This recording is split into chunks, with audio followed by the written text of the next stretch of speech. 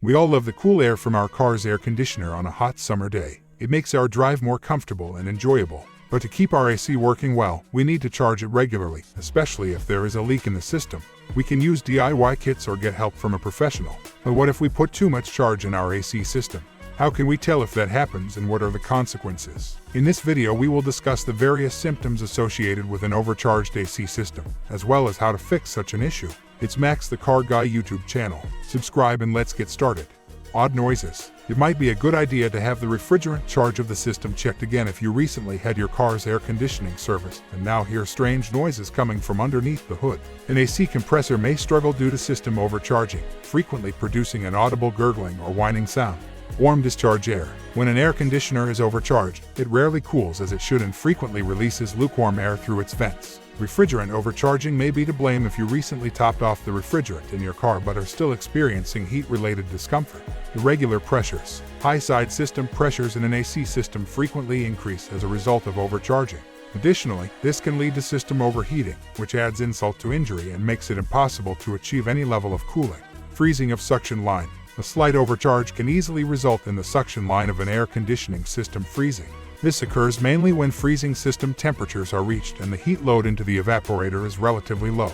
What to do? In any case, the overcharging problem with an automobile's air conditioning system needs to be resolved right away. A vehicle owner's inaction could cause serious, irreparable component damage very quickly. In turn, this may call for additional spending by the driver in order to restore full system functionality. In order to achieve the desired charge rate, one must bleed their car's air conditioning system.